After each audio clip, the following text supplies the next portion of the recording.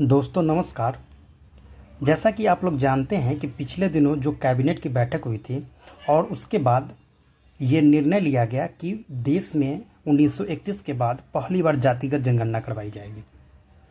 ये इसलिए महत्वपूर्ण है क्योंकि अभी जो वर्तमान में एनडीए की सरकार है या कहे तो नरेंद्र मोदी की सरकार है, उन्होंने इस जातिगत जनगणना का पूर्ण रूप से विरोध किया था और उनका कहना था कि समाज को जाति के आधार पर बांटने की ज़रूरत नहीं है।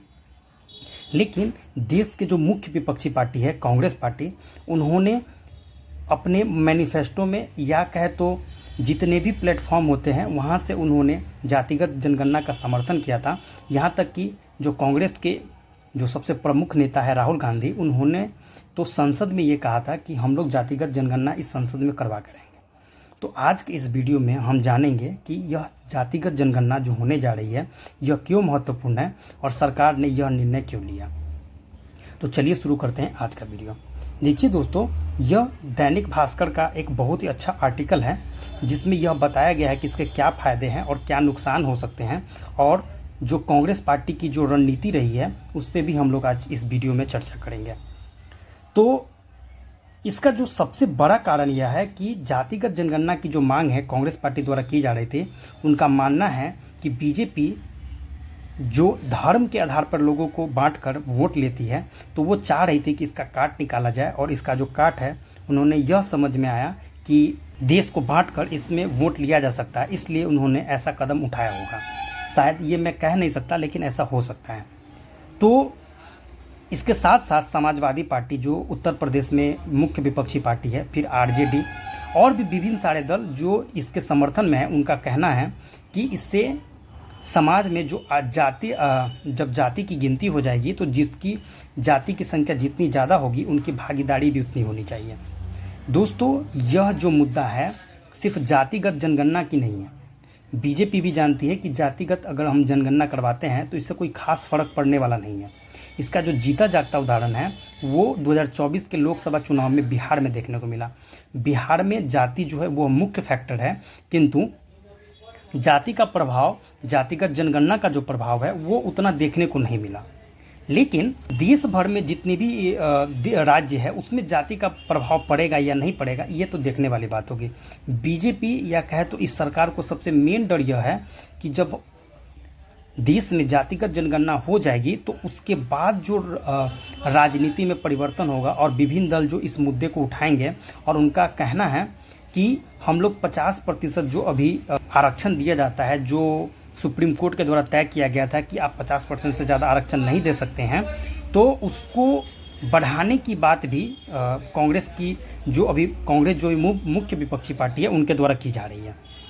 तो बीजेपी इस बात को लेकर डरी हुई है कि फिर अगर देश में ये जो जातिगत मामला है, जिस तरह से 1991-92 या कहे तो 90 में जो मंडल कमीशन के आयोग की जो सिफारिश थी वो लागू हुई थी, तो देश में बहुत सारे जगह पे दंगा हो गया था।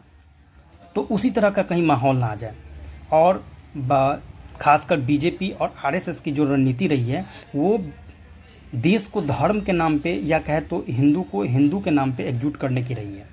लेकिन इसका तोड़ निकालने के लिए हो सकता है कांग्रेस पार्टी इस तरह के मुद्दे उठाते हों। इसकी जो मांग है वो सर्वप्रथम कांग्रेस पार्टी द्वारा, फिर समाजवादी पार्टी द्वारा, उसके बाद आरजेडी जो बिहार में एक महत्वपूर्ण पार्टी है, राष्ट्रीय जनता दल, और भी जितने भी छोटे छोटे दल हैं उनका भी मानना है। जैसे कि सरकार में रहते हुए जदयू ने भी इसकी मांग की है, क्योंकि उन्होंने बिहार में 2023 में जातिगत जो सर्वे होता है उन्होंने ये भी करवाया था। विलास पासवान या कहे तो चिराग पासवान की पार्टी है, उन्होंने भी इस मांग को दोहराया है कि देश में जातिगत जनगणना होनी चाहिए, जबकि वे सरकार में है। आपको बता दें कि तेलंगाना और कर्नाटक में जहाँ पे कांग्रेस की सरकार है उन्होंने भी जातिगत जनगणना करवाई है। जनगणना तो वैसे संघ सूची का विषय है, फिर भी उन्होंने जातिगत सर्वे के नाम से एक सर्वे करवाई है, और उन्होंने इसका जो डेटा है अभी तक रिलीज नहीं किया है। तो ये भी एक बड़ी बात हो जाती है कि जो कांग्रेस पार्टी जातिगत जनगणना का समर्थन करती है और जातिगत जनगणना करवाने की बात करती है, वो उनके 2 राज्य में जातिगत जनगणना हो चुका है, फिर भी उनका जो सर्वे का जो लिस्ट है कि किस जाति की कितनी जनसंख्या है, उस लिस्ट को जारी नहीं किया है। जबकि बिहार सरकार ने इस लिस्ट को जारी भी कर दिया है। तो कांग्रेस पार्टी का कहना है कि वो सबसे पहले क्या करेंगे कि सरकार को ये बताएंगे कि वो बिहार के तर्ज पे जातिगत जनगणना न करवा करके उनकी जो सरकार तेलंगाना में जिस ढंग से जातिगत सर्वे करवाई थी उस हिसाब से सर्वे करवाया जाए।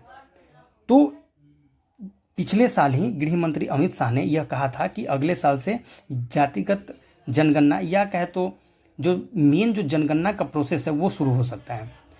प्रत्येक 10 वर्ष पे जो जनगणना करने की जो शुरुआत हुई थी वो 1872 में हुई थी। उसके बाद 1881 से लगातार 2011 तक जो जनगणना है वो करवाई गई, लेकिन 2021 में जब जनगणना करवाने की बारी आई तो उस समय पूरे देश में लॉकडाउन की स्थिति थी और कोविड-19 के कारण वो जनगणना नहीं हो पाई। लेकिन धीरे धीरे सरकार ने इस पर टाल मटोल करना शुरू कर दिया और यह जनगणना 2025 में अभी वर्तमान तक यह स्टार्ट नहीं हो पाई है। लेकिन गृह मंत्री अमित शाह का कहना है कि वो जल्द ही देश में जनगणना शुरू करवाएंगे, जिसके साथ साथ अब जब सरकार ने अनाउंस कर दिया है कि इसके साथ ही देश में जातिगत जनगणना भी इसके साथ ही करवाई जाएगी। तो इसके लिए संविधान में शायद हो सकता है कि कुछ परिवर्तन भी करना पड़े, क्योंकि अभी तक वर्तमान में सिर्फ और सिर्फ जातिगत जनगणना जो होती थी वो SC और ST के लिए होती थी। ठीक है, तो अब देखने की बात ये है कि सरकार यह जनगणना कब शुरू करवाती है और कब तक इसे पूरा किया जाता है और इसका अंतिम डाटा कब रिलीज किया जाता है। कि 2011 में जो मनमोहन सिंह की सरकार ने जो जनगणना करवाई थी उसमें सामाजिक, आर्थिक और जातिगत जनगणना भी करवाई थी, लेकिन उनकी जो रिपोर्ट है वो सार्वजनिक नहीं की गई थी। इसका जो उद्देश्य है उसका जब सरकार ने इसकी घोषणा की तो उन्होंने इसका उद्देश्य भी बताया कि इससे जो है जातिगत आधारित अगर कहीं जनगणना का जो रिपोर्ट मिल जाएगा तो उससे क्या होगा, सामाजिक और आर्थिक स्थिति समझने में ये आसानी होगी कि किस जाति के लोग कितने पिछड़े हैं या उनकी समाज में भागीदारी क्या है। उसके बाद सरकार का ये कहना था कि ये नीति निर्धारण में भी सहायक होगा। ऐसा माना जाता है कि अभी तक जितने भी जाति के लोग जो बड़े बड़े पोस्ट पे है वो जनरल कैटेगरी से ज़्यादातर आते हैं, जबकि देश में 50% जनसंख्या लगभग OBC की है।